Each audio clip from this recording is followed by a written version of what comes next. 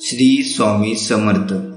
स्वामी म्हणजे फुलांची पाकळी, अध्यात्माला जोडून ठेवणारी साखळी. अशक्यही शक्य करतील स्वामी, संकटात पडण्याआधीच तारतील स्वामी. स्वामी साऱ्या ब्रह्मांडाची माऊली, शेवटपर्यंत ठेवतील आपल्या भक्तांवर सुखाची सावली. जेव्हा देवाने मनुष्याची निर्मिती केली, तेव्हा त्याने मनुष्याला 3 पाने दिली. पहिल्या पानावर जन्म लिहिले, तिसऱ्या पानावर मृत्यू लिहिले, दुसरे पान कोरेच ठेवले. त्यावर काय लिहायचं ते मनुष्यावर सोडले.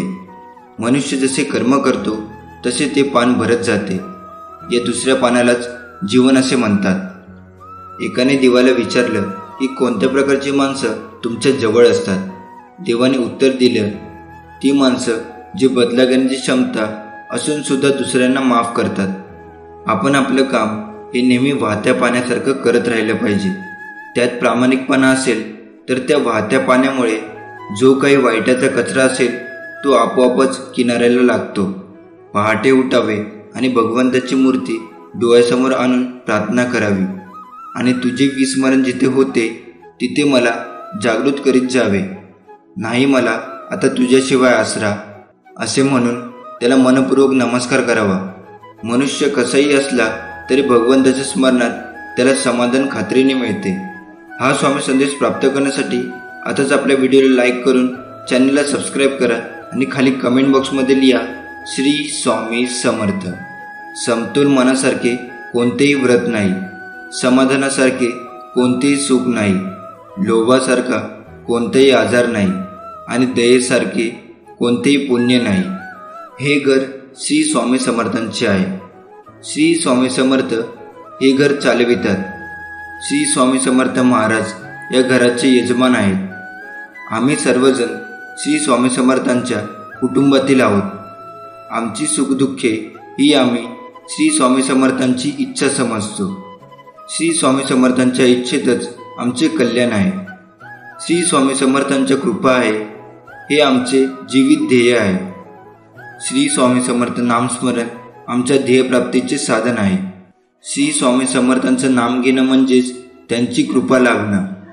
श्री स्वामींची कृपा लाभणं म्हणजेच जीवन कृतार्थ होणं. स्वामी म्हणतात, वस्तुस्थितीचा स्वीकार करून तिला सुरेख आकार देण्याचा प्रयत्न करणे हीच यशस्वी जीवनाची गुरुकिल्ली आहे. स्वामींना जे आवडते ते करणे आणि ना आवडते ते सोडणे म्हणजे स्वामी सेवा. स्वामी समर्थांना काय आवडते? पहिलं नामस्मरण, दुसरं कोणत्याही परिस्थितीत समाधान, तिसरं नेहमी गोड वाणी आणि चौथं आपल्या चांगल्या वागण्याने लोक जोडण्याची कला. स्वामी समर्थांना काय आवडत नाही?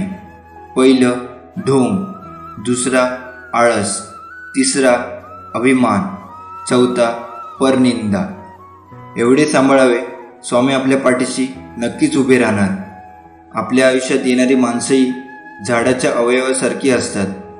काही फांदीसारखी जास्त जोर दिला की तुटणारी, काही पानासारखी अर्ध्यावर साथ सोडणारी, काही काट्यासारखी सोबत असून टोचत राहणारी आणि काही मुळासारखी न दिसताही सुरुवातीपासून शेवटपर्यंत साथ देणारी. सुखाची अपेक्षा असेल तर दुःखही भोगावे लागते. प्रश्न विचारायचे असतील तर उत्तरही द्यावे लागते. भावनांचा आणि वेदनांचा हिशोब कधीच लावता येत नाही जगात. कर्म करत राहायचे, त्याचे फळ कधी ना कधी तरी मिळतेच. हे मानत स्वामींची भक्ती करण्यात लीन होणारे भक्त नेहमीच संकटातून तरतात, असा विश्वास भक्तांना आहे.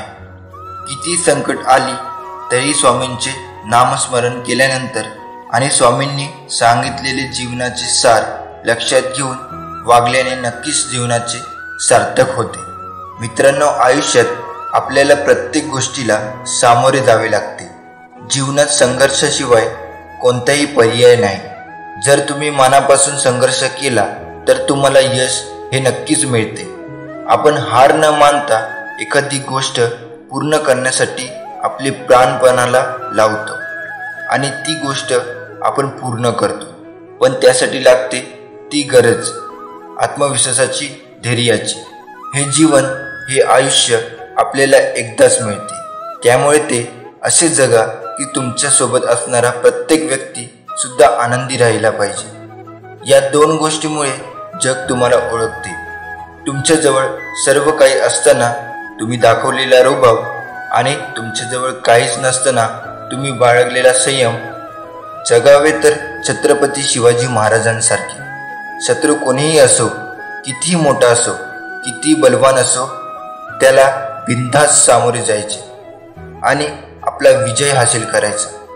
स्वतःला कधीच कमी लेखू नका, कारण वादळामध्ये मोठे मोठे वृक्ष उन्मळून पडतात, पण त्याच वादळात गवत मात्र घट्ट टिकून राहतं.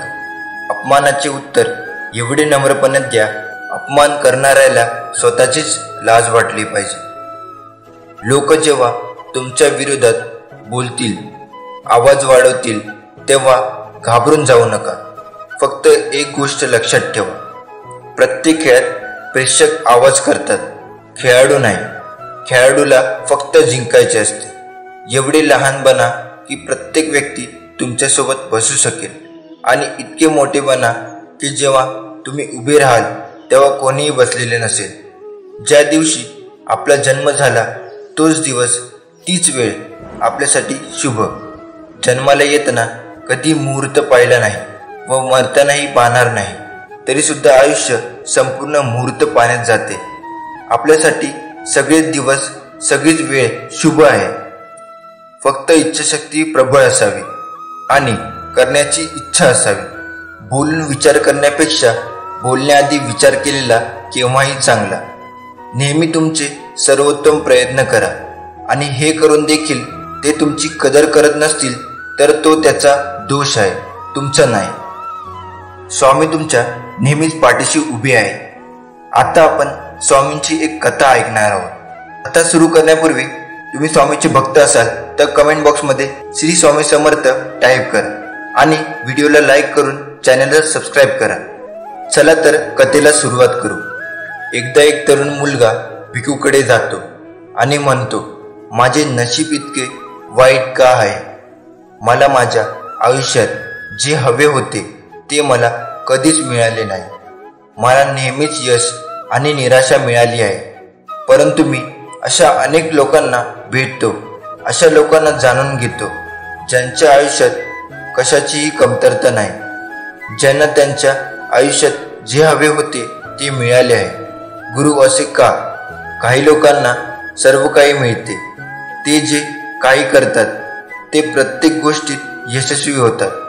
काही असे लोक आहेत जे सर्व काही मिळवतात, तर दुसरीकडे बहुतेक लोक माझ्यासारखी स्वप्ने पाहत राहतात, पण ते कधी त्यांच्या इच्छित गोष्टी आणि यश मिळू शकत नाही. म्हणून तुम्ही मला एक मार्ग सांगा ज्याद्वारे मी माझे नशीब देखील बदलू शकेन, मी ते निश्चित करू शकेन आणि इच्छित यश मिळवू शकेन.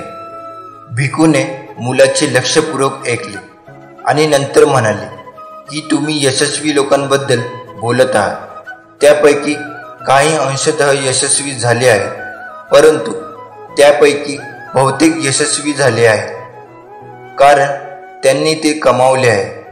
महत्त्वाच्या सवयी आणि एक विशेष वृत्ती असणे खूप महत्त्वाचे आहे. आज मी तुम्हाला याबद्दल सांगणार आहे. फक्त माझी संपूर्ण गोष्ट शेवटपर्यंत लक्षपूर्वक ऐका.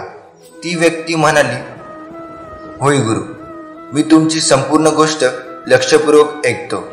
आपल्यासमोर येणाऱ्या प्रत्येक आव्हानावर आपण उपाय शोधू शकतो.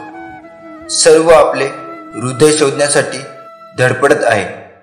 तुम्हाला शोधणे म्हणजे मनाची अशी स्थिती प्राप्त करणे जिथे प्रेम, चांगले आरोग्य, लक्ष आणि आनंद आहे, जिथे कोणतेही प्रतिबंध नाही, द्वेष नाही, कोणतीही चिंता नाही, युद्ध नाही, फक्त शांतता आहे आणि आनंद. जीवनात यश हवे असेल तर संकटांना सामोरे जावे लागते. तुम्हाला तुमची तयारी मिळवण्यासाठी देवाचे नामस्मरण करत राहायचे आहे. लवकरच तुमची इच्छा पूर्ण होणार आहे, पण नामस्मरण करणे सोडू नका. सकारात्मक बदल होणार आहे आणि तुमच्या सर्वात महत्त्वाच्या प्रार्थनेचे उत्तर दिले जाईल आणि नक्कीच तुमची प्रार्थना पूर्ण होईल. तुम्ही यावर सहमत असाल तर खाली कमेंट बॉक्समध्ये होय टाईप करा. आता लवकरच तुम्ही तुमच्या जीवनात नवीन अध्यायात प्रवेश करणार आहात. घाबरू नका, कारण आम्ही सोबत असताना घाबरण्याचे काहीच कारण नाही. तुम्ही तुमच्या मनाला सांगा, हे मना, तू आता निशंक हो, निर्भय हो. स्वामी बळ आहेत, पाठीशी सर्व काही चांगलेच होणार आहे. तुम्ही फक्त सकारात्मकतेने आपल्या कर्माकडे वाटचाल करा आणि मग ते नक्कीच तुम्हाला प्राप्त होईल. जीवनात निर्णय घेण्याची ताकद ज्या व्यक्तीच्या अंगात आहे, तो भूतकाळात काय घडले याचा विचार न करता वर्तमान आणि भविष्यकाळाचा विचार करून पुढे जात असतो. तुमच्या स्वप्नांच्या दिशेने आत्मविश्वासाने पुढे जा आणि तुम्ही तिच्या आयुष्याची कल्पना केली आहे ते आयुष्य जगा.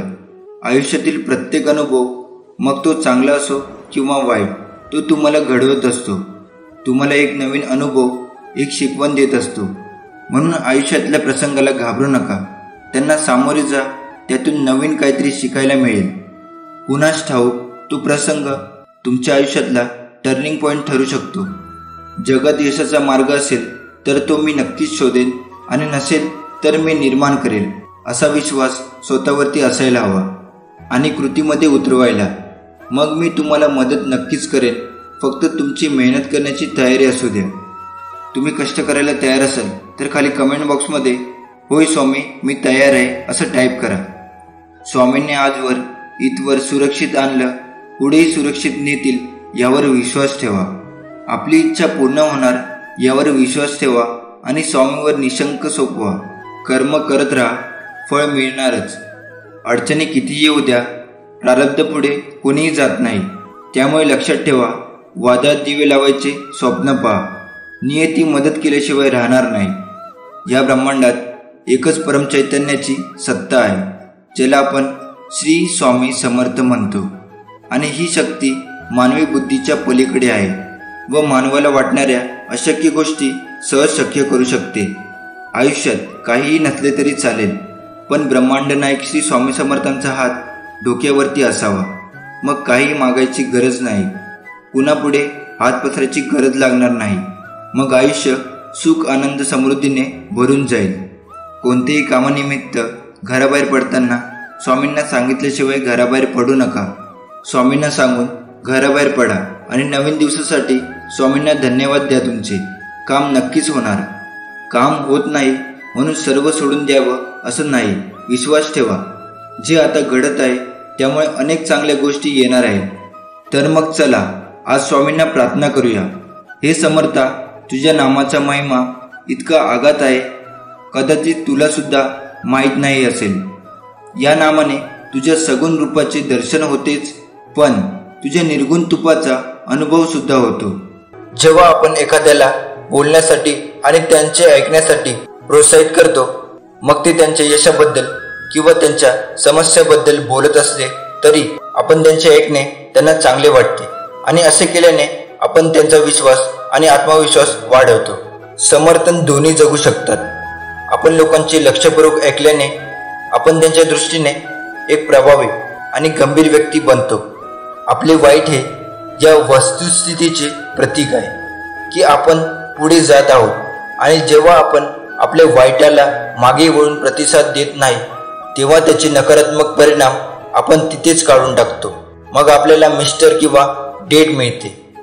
आपण आपले सर्वोत्तम देत राहिले पाहिजे. आपल्या कामाचे खरे कोणी घेतले तरी चालेल, परंतु योग्य वेळ आपल्याला आपल्या कामाचे फळ देते. चुकीचे बोलणे आणि आपले काम घेण्याचा प्रयत्न करू नये. त्यांच्याकडून बदला घेण्याच्या विचारात आपला वेळ वाया घालवतो. आपण ध्यान, नामस्मरण करून आपल्यामध्ये आध्यात्मिक शक्ती आणली पाहिजे. आपल्याला आपल्यावर खात्री असेल तर आपल्याला यशस्वी होण्यापासून कोणीही रोखू शकत नाही. ध्यान, नामस्मरण या रूपातून मिळालेली शक्ती आपल्यामध्ये खूप बदल घडून आणते. असे काही नियम आहेत ज्याद्वारे आपण आपल्यातील आध्यात्मिक शक्तीला जागृत करू शकतो आणि टिकवून ठेवू शकतो. आपण ध्यान आणि एकांतातून स्वतःला जाणून घेण्याचा आणि समजून घेण्याचा प्रयत्न केला पाहिजे. आपण नेहमी नम्र असलो पाहिजे. आपण कधीही आपली संपत्ती आणि सामर्थ्य दाखवू नये. आपण जे काही करतो ते आपण उत्साहाने केले पाहिजे. आपण जबाबदारी घेण्यास नेहमी तयार असले पाहिजे, कारण ही सवय आपल्याला अधिक कडक बनवते. जर कोणी आपल्याला सल्ला मागितला तर त्याच्या समस्याकडे वैयक्तिक लक्ष द्या आणि त्याला तोडगा काढा. जर आपण आपले शब्द आणि वचने खरी करून दाखवली तर ते आपल्याला खूप आदर आणि आपल्याला आशीर्वाद देखील देतील. आपण आपली छोटी आश्वासने पूर्ण करून मोठे यश मिळवू शकतो. जसे की आपण एखाद्या समस्येचे निराकरण केल्यावर एखाद्याला भेटण्याची वेळ आली तर आपण त्याला त्या ठराविक वेळ भेटले पाहिजे. आपण दिलेली आश्वासने पूर्ण करण्याचा प्रयत्न केला पाहिजे. कुणी आपल्याला समस्या किंवा मजबुरी आपल्याशी शेअर केली असेल तर आपण त्याचे शब्द गुप्त ठेवले पाहिजे. असे केल्याने आपण समोरच्या व्यक्तीचा विश्वास जिंकतो आणि त्याच वेळी आपण नेहमी आपल्याशी संबंधित असलेल्या लोकांशी प्रामाणिक राहिले पाहिजे. आपण आपला वेळ कसा आणि कोणासोबत घालवतो यावर आपल्या यशाचा निर्धार अवलंबून असतो. यासाठी आपण आपल्या मित्रांचे वेळोवेळी आढावा घेत राहायला हवे की आपले मित्र चांगले भविष्य घडवण्यासाठी काम करत आहेत का. तो आपल्याला योग्य आणि सकारात्मक सूचना देतो. तो आपल्याला मदत करतो का. कठीण प्रसंगी द्वेष करण्यापैकी एक नसून आपण तिरस्कार करणाऱ्या मित्रांपासून दूर राहण्याचा प्रयत्न केला पाहिजे आणि आपल्याला मागे खेचले पाहिजे. यासह आपण आपले जीवन नवीन आणि चांगले ठेवण्याचा प्रयत्न केला पाहिजे. आपण संयमाचे महत्त्व देखील समजून घेतले पाहिजे, कारण मोठे साध्य करण्यासाठी वेळ लागतो आणि महत्त्वाची उद्दिष्टे. म्हणूनच आपण आपल्या ध्येयाकडे दररोज एक पाऊल टाकत राहिले पाहिजे. जे आपल्यासोबत काम करतात ते केवळ आपल्यासाठीच नाही तर येणाऱ्या पिढीसाठीही काहीतरी घडवतात. जेव्हा आपल्याला वाटते की आपले काम पूर्ण झाले आहे तेव्हा आता 10% अधिक खर्च केला पाहिजे. त्या कामात झालेल्या चुका कमी करण्यासाठी वेळ द्यावा. असे केल्याने आपल्या कामासाठी समर्पण वाढते. पैशाने आपल्यावर ताबा ठेवता कामा नये. आपल्या कमावलेल्या पैशाचा काही उपयोग आपण इतरांच्या मदतीसाठी केला पाहिजे, कारण दान केल्याने संपत्ती शुद्ध होते आणि मन शांती वाढते. यशाच्या शिखरावर पोचायला आपल्याला खूप वेळ लागतो, पण तिथे पडायला जास्त वेळ लागत नाही. त्यामुळे यश कधीच आपल्या डोक्यात जाऊ नये. आपण आपल्या चारित्र्याचा एक चांगला आदर्श समाजात ठेवला पाहिजे, जेणेकरून लोक त्यांचे अनुसरण करू शकतील. आयुष्यात शिकणे कधीही थांबू नये. आपण लहान मुलांसारखा विचार केला पाहिजे. त्याच्या कुतूहलामुळे मूल त्याला जे काही सांगू द्यायचे आहे, जे काही जाणून घ्यायचे आहे त्याबद्दल शिकते आणि भविष्याबद्दल स्पष्टपणे विचार करायला सुरुवात केली पाहिजे. आपण हुशार लोकांचा सहवास ठेवला पाहिजे, जे आपल्याला समृद्ध करतात, आपल्याला उंचावतात, प्रोत्साहन देतात, यश आणि आनंद आपल्यासोबत शेअर करतात आणि मग आपण आपला सर्वोत्तम काळ उद्यास येताना पाहू शकतो. आपण निराशवादी लोकांना आपल्या आयुष्यात स्थान देऊ नका. यशस्वी लोकांकडून घेतलेले आणि यशस्वी लोकांकडून शिकून आपण एक आव्हानात्मक आणि मोठे ध्येय ठेवले पाहिजे, जे साध्य करण्यासाठी लोक विचार करतात, कारण ध्येयाशिवाय जीवन निरर्थक आहे. ध्येय जितके मोठे असेल तितकी ऊर्जा आपल्याला आपले ध्येय पूर्ण करण्यासाठी अधिक ऊर्जा लागेल. भिकू त्या मुलाला म्हणाले, मला आशा आहे की यशस्वी होण्यासाठी तुम्हाला काय करावे लागेल ते आता समजले असेल. त्याचे आदेश घ्या आणि तिथून निघून जा. हे समर्था, तू अनंत कोटी ब्रह्मांडाचा मालक आहेस. आम्ही सर्व तुझे बाळ आहोत. तू आमची सतत काळजी करतोस, आम्हाला संकटातून वाचवतो आणि भिवू नकोस, मी तुझ्या पाठीशी आहे, त्याचा सतत अनुभव देत राहतोस. स्वामी, आजवर मला जे दिले ते तुमचेच आहे. मी निमित्त मात्र आहे. इतरांपेक्षा तुम्ही मला भरपूर दिलेले आहे. राहिलेले आयुष्यसुद्धा तुझ्या कृपा आशीर्वादाने सुख, समृद्धी, ऐश्वर्य, शांती व चांगले आरोग्याने जाण्यासाठी तुम्ही तुमचा आशीर्वाद द्या आणि नामस्मरणाची ताकद दे. तुमची सतत आठवण होऊ द्या. केवळ तुमच्या पायाशी बसून राहणं हे देखील तुमचं पूजन. तुमच्यापासून दूर असताना तुमचं चिंतन करणं हे देखील तुमचं पूजन. हातात जपाची माळ नाही की मुखात पूजाविधीचे मंत्र नाही किंवा पूजनाचा थाटमाटही नाही. सुगंधित फुलं नाही, रसाळ फळं नाही. माणसाने विचार करण्यात वेळ वाया घालवण्यापेक्षा प्रयत्न करण्यात घालवा, कारण विचाराने माणूस खचतो आणि प्रयत्नाने माणूस प्रगतीपथावर पोहोचतो. स्वामी म्हणतात, मोर नाचताना सुद्धा रडतो आणि राजहंस मरताना सुद्धा गातो. सुखाच्या रात्री झोप कुणालाच लागत नाही आणि सुखाच्या आनंदात कुणीही झोपत नाही. यालाच जीवन म्हणतात. मन मोकळेपणाने कोणाजवळ मनातील इच्छा व्यक्त करायची असेल तर ती आपल्या हक्काच्या दिव्य शक्तीसोबत म्हणजेच श्री स्वामी समर्थांच्या सोबत व्यक्त करावी. या विश्वात सर्व मानवसह पशु पक्षी प्राणी सर्वांचे चालक मालक पालक स्वामीच आहेत.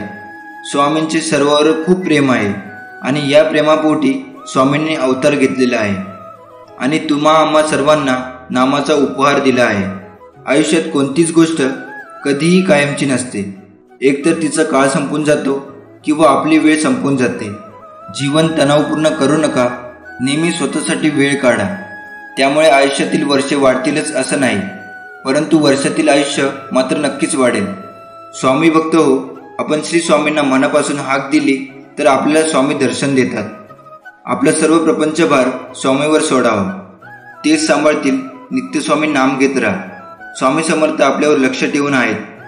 जेव्हा अनन्य भक्ती प्रत्यक्षात कृतीत येते तेव्हा तिथे रूपांतर सेवेत होते आणि जेव्हा स्वामींना असे पात्र शरीर भेटते तेव्हा स्वामी महाराज त्या शरीरामार्फत भक्तीचा प्रसाद वाटण्याचे कार्य सुरू करतात. त्या शरीरामध्ये भक्ती, विश्वास, सहायता, रचनात्मक कृतज्ञता आदी ईश्वरीय गुण चमकतात. या शरीराला सेवेकरी असे म्हणतात. ज्याप्रमाणे ताकामध्ये लोणी असतेच, लोणी प्रगट करण्यासाठी ताक घुसळावे लागते, अगदी तसेच नामातच सर्व कृपा दडलेली आहे. या कृपेचा अनुभव घ्यायचा असेल तर निरंतर नाम घ्यावेच लागेल. हे ब्रह्मांड नायक माझे स्वामी माऊली, तुला अनंत कोटीचा धन्यवाद. असेच तुमचे आशीर्वाद माझ्या पाठीशी असू द्या. श्री स्वामी समर्थ.